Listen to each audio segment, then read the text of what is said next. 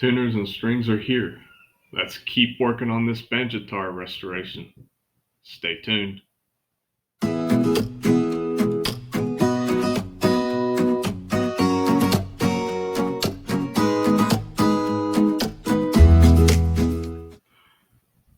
So now we've got we've got strings, we've got tuners.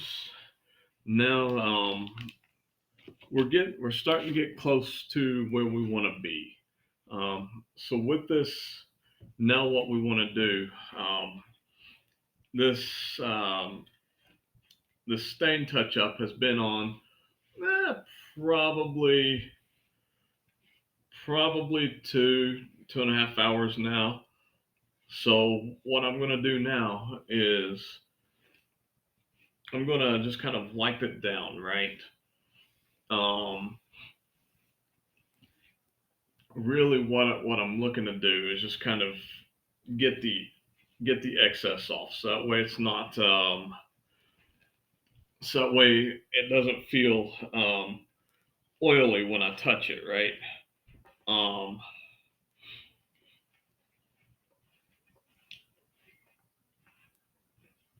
basically get basically I'm getting rid of the moisture. So that's the first step in this process, right? And again, we're getting it all nice and smooth. Um, I won't I won't hit it with a clear coat just yet, or with my finishing sandpaper just yet. Um, right now, right now we're actually trying to get it ready just for a clear coat. So so first things first, right? Again, make sure that we remove any excess stain. Um, I really want it nice and dry to the touch. Um, and really, you should kind of wipe off excess stain within about 15 minutes of applying it. However, that's when you can remove it. I wouldn't say should. The longer you let the stain sit on there, typically, um, the darker it will get. So now we've got it all nice and dry, right? Um, I can touch it, no stains coming off on my hands. So now what I'm going to do is I'm going to take these tuners, right? And so when you put tuners on a guitar or ukulele or banjo or anything like that, especially if you've got these open gear tuners, it's easy to see. You want the gear going down towards the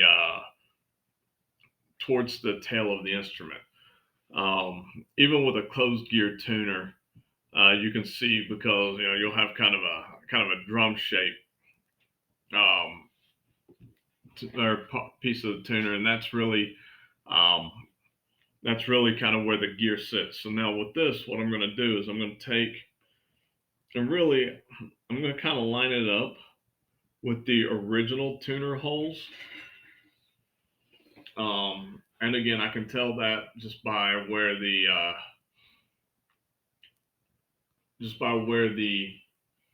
um, the dowels were, right? So now what I want to do is I want to take something that I know kind of a rough or just kind of something flat, right? So it looks like it looks like if I put these where the original tuner holes were, um, the top of it's going to stick out a little bit above the guitar. So or the headstock there. So really kind of what I'm going to aim for here is really just to kind of come down um, about halfway between the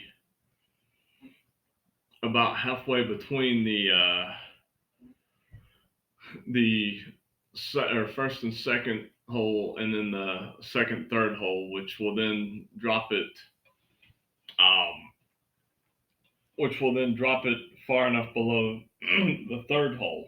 But I'm going to keep it in line. Now, I'm going to do something I normally don't do, um, just because it's not going to hurt it. I'm going to get a Sharpie, right? Um, take my Sharpie.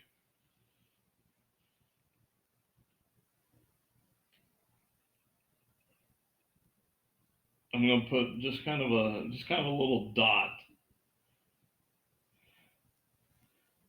where that post is lining up. All right. And then I'm going to do the same thing just because I can see that Sharpie, right? So I'm going to do the same thing with the other side. Again, my gear down, come about halfway.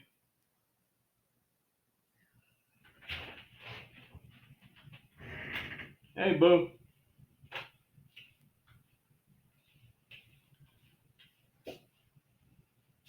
Night, Dad. Night, boo. Oh no, I got photobombed. Yep, you photobombed me or video bombed me. Yeah. All right. Not that. So now that I've done that, now what I'm going to do is I'm going to swing the camera over. Whee!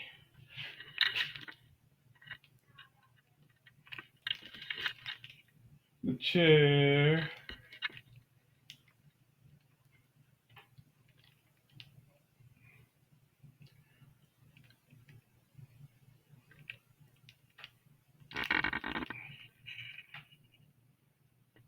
There we go. So you can kind of see my drilling station.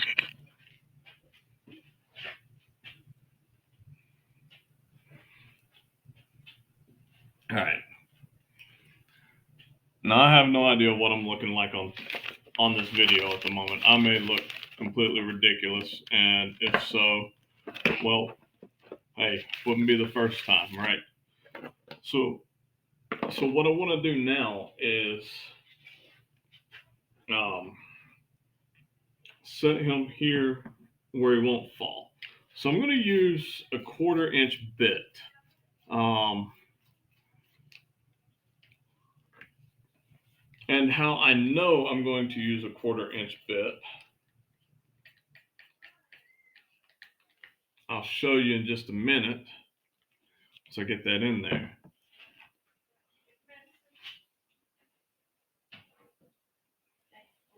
Set him here. Looking for my little. I've got a little punch or a little awl that I like to use.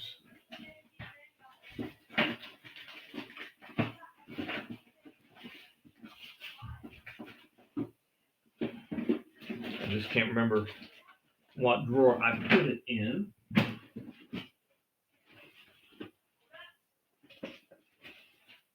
It's definitely not in that drawer.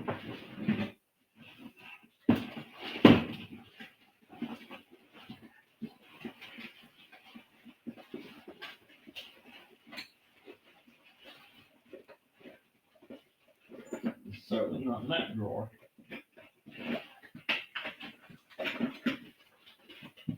Which means it could be up here.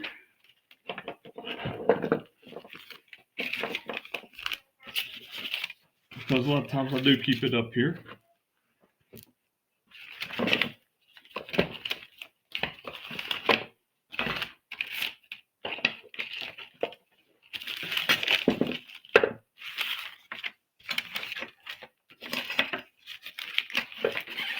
Ah, yep, found it. Right here. So I like to use this little awl here. But before I go further, let me show you how I figured out what size tuner I need, or what size hole I need. So I've got this. I got this little tool here. Not boo. So I've got this little tool here, right? And it has different hole sizes in it. So I simply take the post of my tuner. And really, I kind of eyeballed, right? Now, if I go in here to the 5/16, that I mean, that would certainly work. It would give me a big enough hole, but really bigger than what I need. Um, so you can see right here, that's a 1/4 inch. Stick it right in here. Oh, hey, what do you know? Perfect fit. So, so I've got that going, right? I figured out what size hole I need to drill in the headstock. So now I'm going to come over here. I'm going to grab this Banjitar. All right. Now you notice I made little marks, right? Those marks aren't where I want to put my hole. Actually, I want to put my hole right next to the little mark.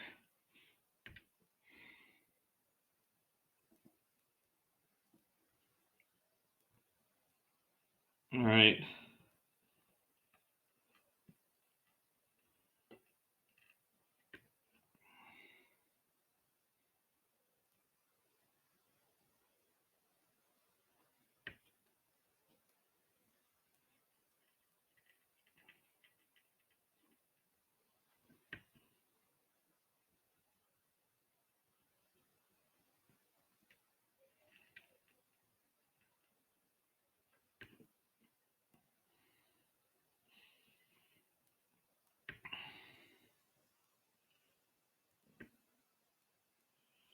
I want to get it as lined up as I can because I'm not gonna have a whole lot of wiggle room since these are 3 on a plank.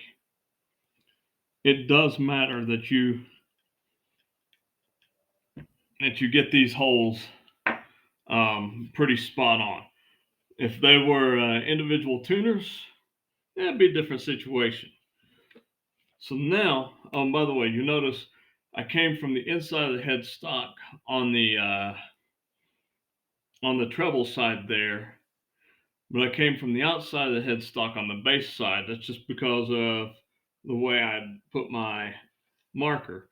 So now you notice I've got a board here, right? So I can drill down into this board. And the reason why is because if I didn't have anything underneath to drill down into, then I would risk what's called blowout. And before I can start drilling, it helps to plug the drill in. I mean, might make a difference there, just a little bit.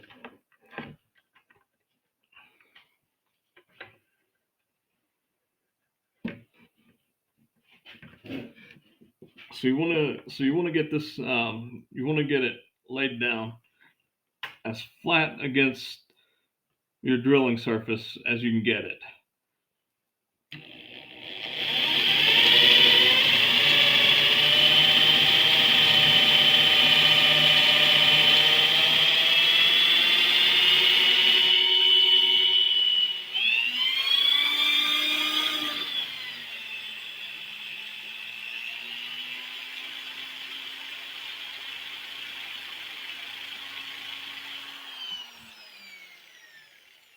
And I still didn't make it all the way through.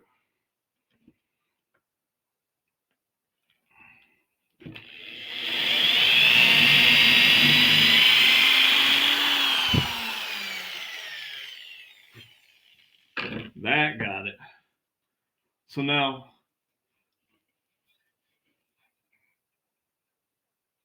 you can kind of see right there, got a little bit of blowout, but It's not bad. I can actually fix that um, with a little bit of sandpaper. All right.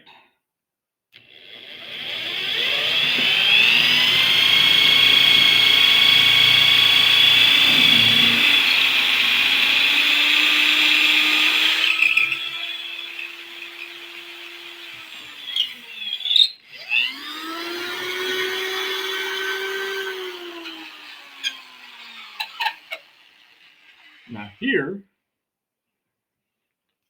my drill is a little bit stuck.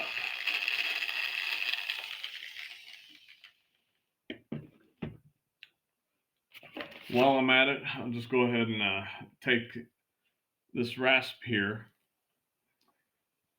I'll just go ahead and kind of clean these clean these holes out a little bit. Kind of gets rid of any burrs on the inside. I like these round rasp files there. All right, but just so you want to be careful. You want to be careful that um, you don't kind of blow out the wood there. If you can see that a little bit.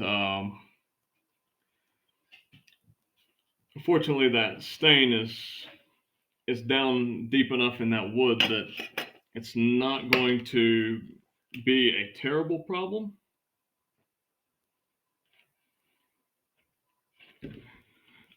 But now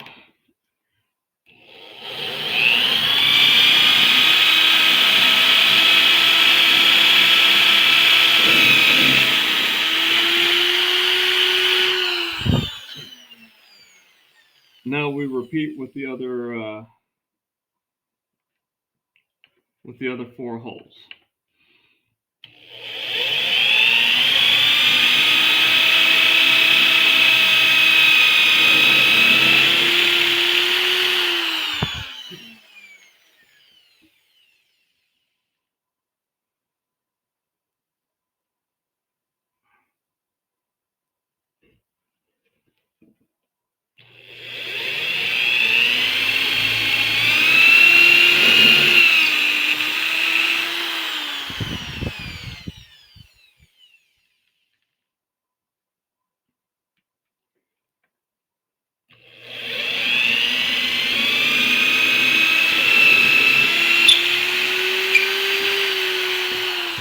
You see that little divot that I created with my punch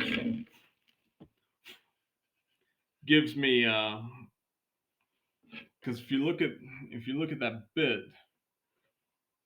you'll see a little tip.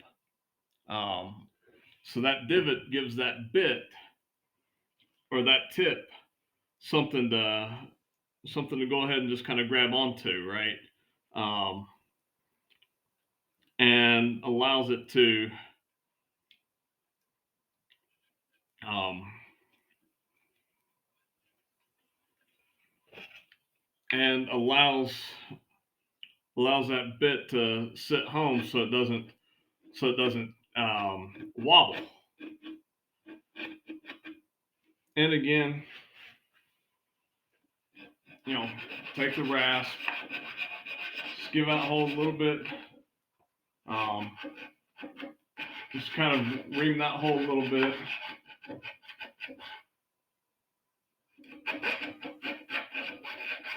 Make sure you get any burrs, anything that's going to interfere with that tuner. Um, you say, Rob, aren't there screws that go on the back of that tuner to mount? Yes, there are. And honestly, we could drill those now. Um, but that's honestly such a simple thing that I'll drill those when I get ready to mount the tuners. So now, clean this dust off my phone and my charger.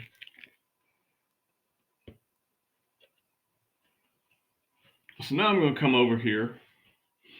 Um, I'm going to do a couple of things.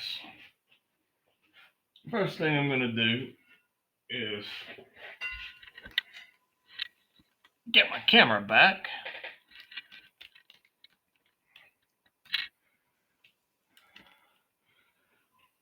There we go.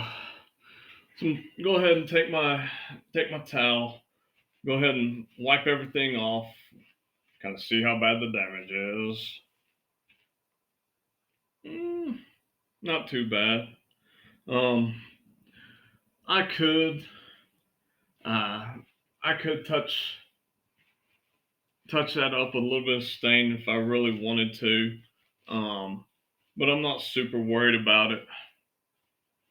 Um, Now what I'm gonna do is I'm gonna go ahead and I'm gonna grab my 400 grit. Just go ahead and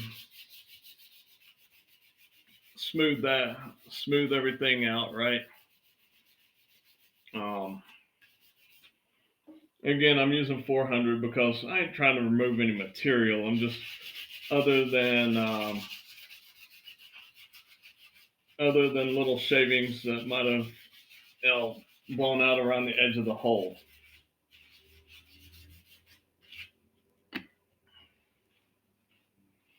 And the more I think about it,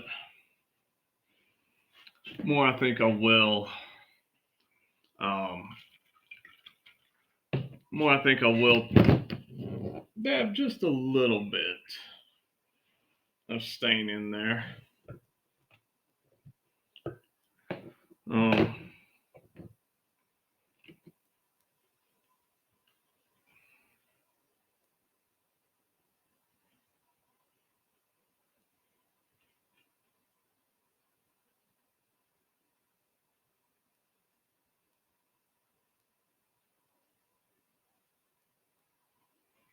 just to even that out.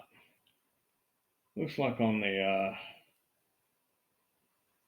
treble side, yeah, a little bit.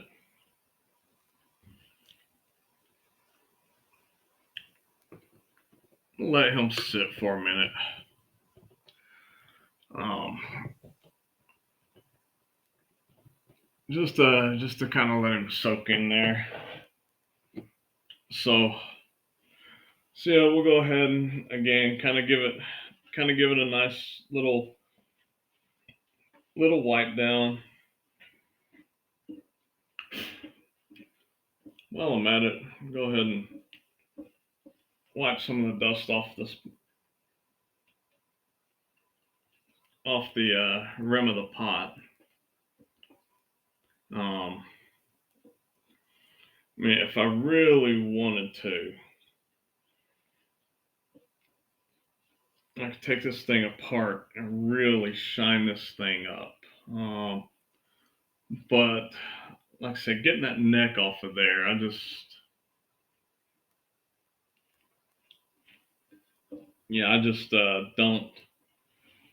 don't see the wisdom in that.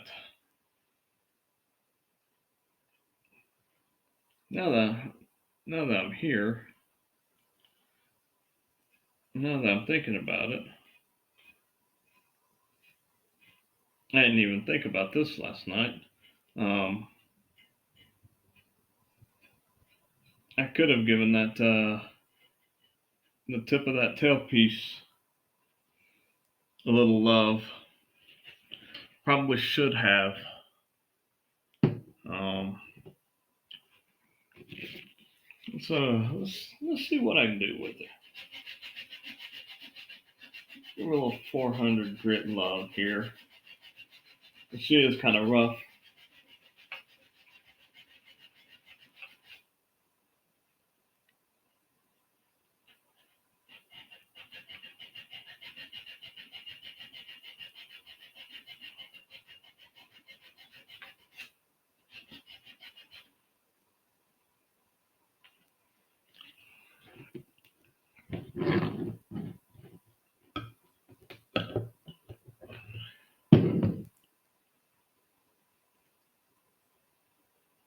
Take my towel here. I'll just get a little off the lid.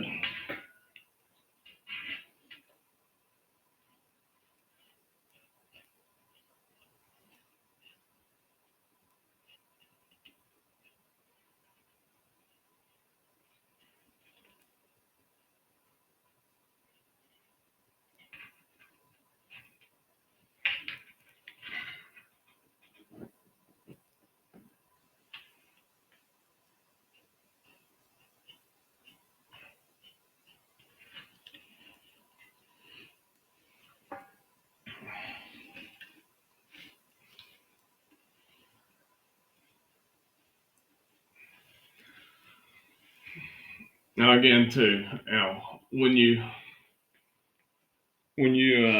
sand something, you want to make sure that you get all the sanding dust off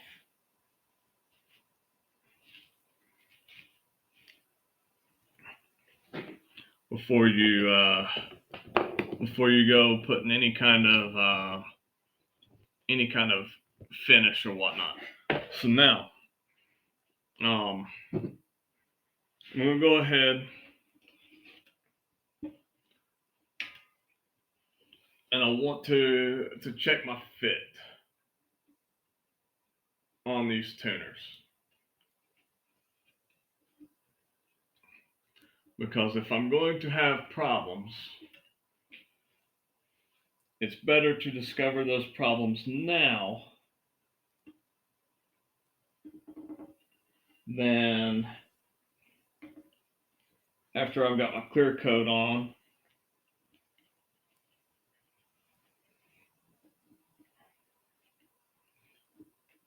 It looks like on that treble side, I am going to have a little bit of an issue. The bass side went right on, so my treble side, it looks like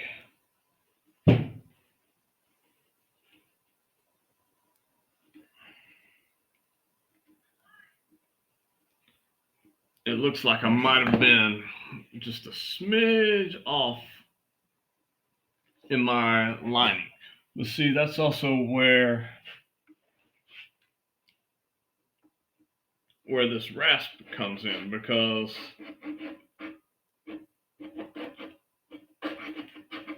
I can ream those holes just a little bit.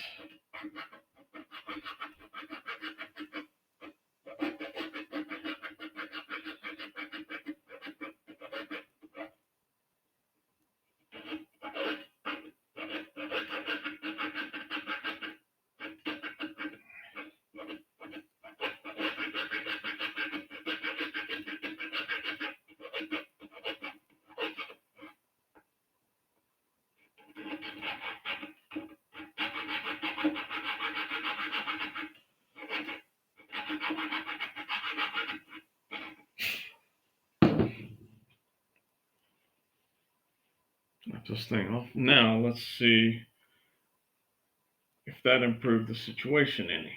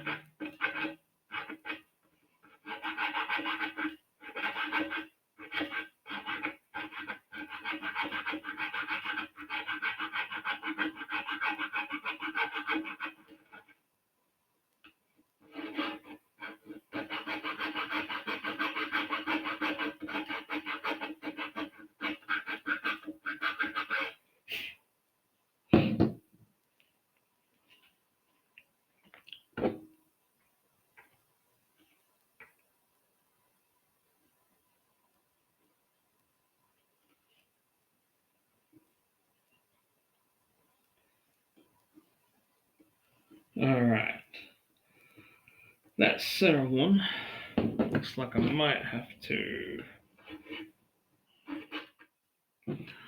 So we got everything when I test fit the tuners, and that's another reason why I didn't want to drill those.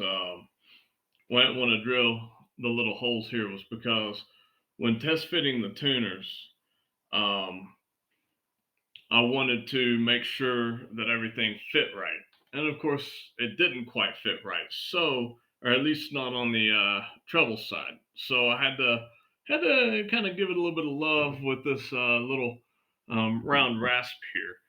Now you say, well, what about the tuner ferrules, right?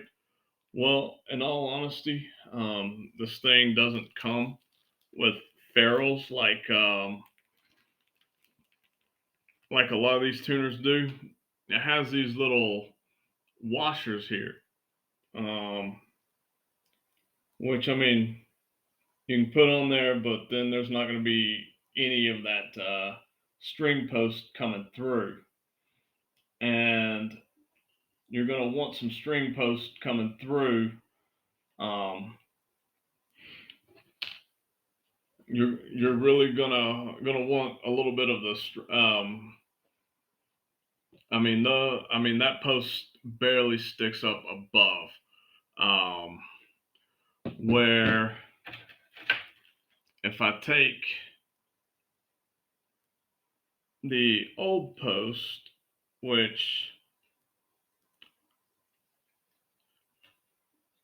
the spacing really wasn't that far off, um, and you can see there that that it really didn't do much better. Um, so I'm a little bit concerned about that. Not terribly, but a little bit. But now what we got to do is we're not ready to string. We're not ready to mount the tuners just yet. Um, that's actually that's actually for the next video, probably tomorrow. But now what we'll do is we'll go ahead and give this thing a good wipe down. Make sure all the dust is off. She's nice and smooth. So now I have this Minwax fast drying polyurethane here, right? It's an oil base. You can put a water base on. It's not going to hurt it, but you generally want to wait a little bit longer after applying the stain. Um, that's going to be fun. I've not opened this can in a hot minute. But with any kind of stain, any kind of polyurethane like this, the process for application is really the same. You're going to open it up. A lot of people use gloves. I should, but I don't. Get your little stir stick. You don't want to shake it up. Shaking causes bubbles. But you want to stir it up, right? Make sure that all the different chemicals in there, and then you can take a towel.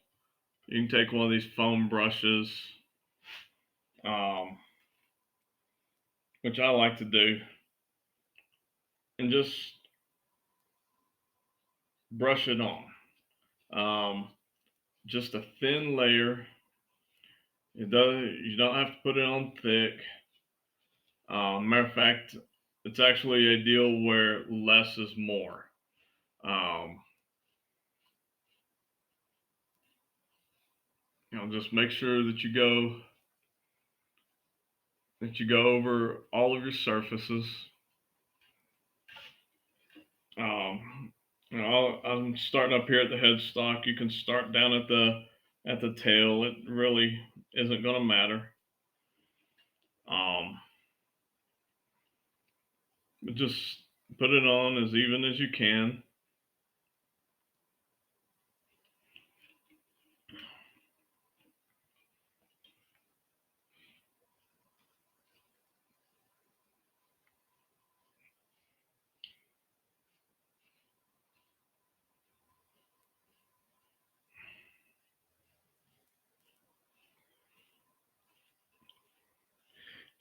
Now, I mean, I'm probably only gonna put one coat on here. Uh, Now I'll come down here, little dippy dip. Again, you don't want too much on your brush.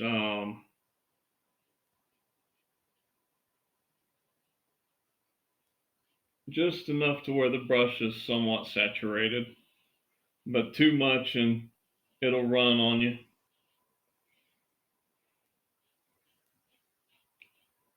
Um, so yeah, so I'll usually start at the headstock, get the headstock good, then I'll come down and start working from the heel.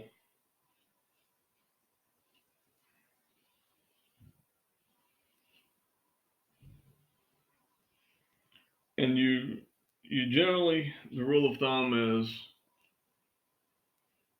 apply in the direction of the grain. So the grain conveniently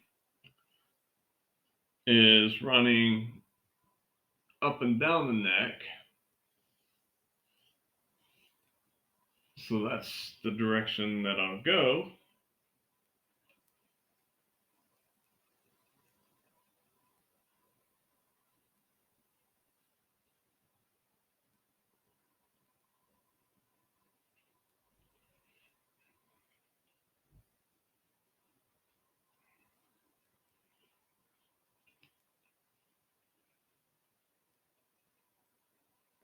And really, you just kind of want to, with this stuff, you follow the directions on the can. You can't go wrong. This is a part of the process, though, with building where people, people like me can get impatient because now I need to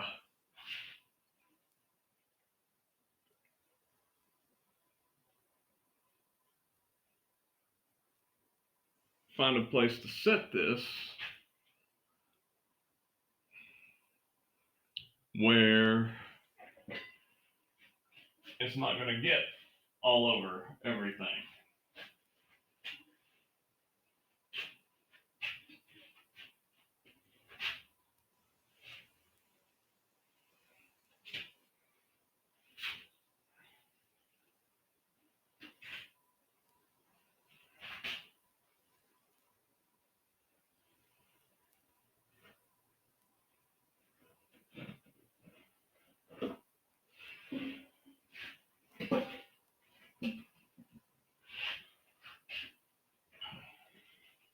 And really, the best place to set it is on the floor, and that pot's actually going to keep the neck out of trouble for me. And so now this brush and this stir stick are pretty much toast. So I mean, I'm not going to get another use out of them.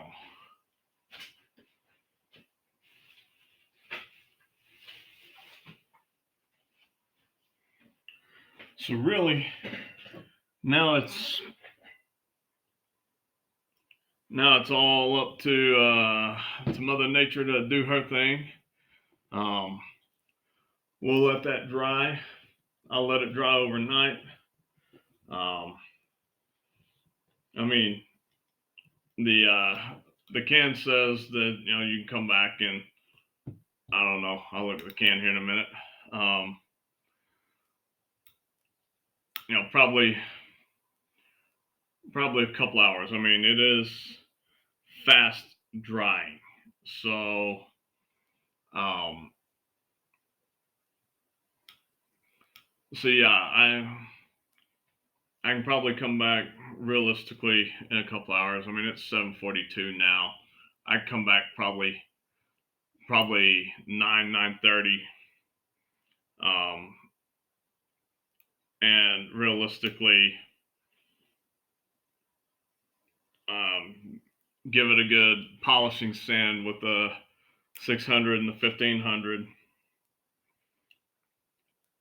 Throw those tuners on there and string it up. I could. but I won't because I don't know. I mean, maybe somebody out there is ready to watch the conclusion video about midnight tonight. But of course, it's 9:42 back in the east. And hey, speaking of back in the east, right? Um, my buddy Michael Breedlove, MGB Guitars, he's down in Tampa, Florida. A few other folks out there in in Florida, especially the southwest part of the state. Um, hey, batten down them hatches. Stay safe. It looks like this old hurricane. Um, shoot, I forget the hurricane's name. Ian, I think. I think Ian ain't playing around. I was down there back in 17 for Irma. Um, Irma was an interesting creature. It came ashore at Miami as a Cat 5, threatened to ride right on the coast, which if it had have, it would have been bad juju for Florida. Um, I ain't gonna lie, that in my military career, I'd been in the military about 11 years at that point. This was 2017, and my 11 years in the military, that was the most scared I have ever been. I mean, I've been to Korea, I've been to Iraq a couple of times, been outside the wire. Fortunately, never saw any actual combat, but I tell you, you can shoot back at enemies. You can't shoot back at a hurricane though. Now, put the wife and kids in the van. Said, hey, head north, go to your parents. Sent the dog with them. So it was me and my buddy Gunny. We were there riding it out. But like I said, sent them north. Didn't know if I was going to see them again, but watching that thing on the weather on the news, right? You could almost see once it came ashore at Miami, it was almost like the finger of God just kind of did that little thing and flicked it, right? So that it actually went a little bit further inland instead of hugging the coast. Clipped the northeastern corner of the county I was in as a Cat 1. But yeah, that was scary. And they're saying that this thing is going to hit somewhere between Tampa and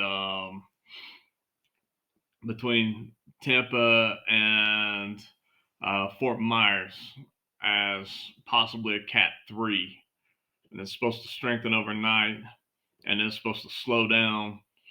And it's a big, huge storm. I know parts of Central Florida are already getting hit with the outer bands, which means Central and Southern Florida. So you guys take it easy down there. Stay safe.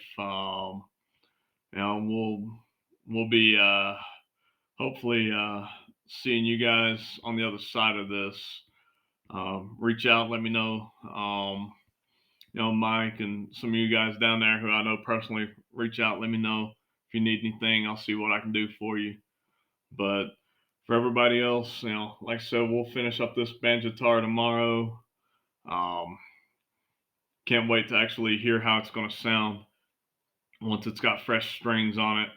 Um, no, I'm not going to put this K badge back on there. I mean, K is a great brand, but it ain't my brand. Uh,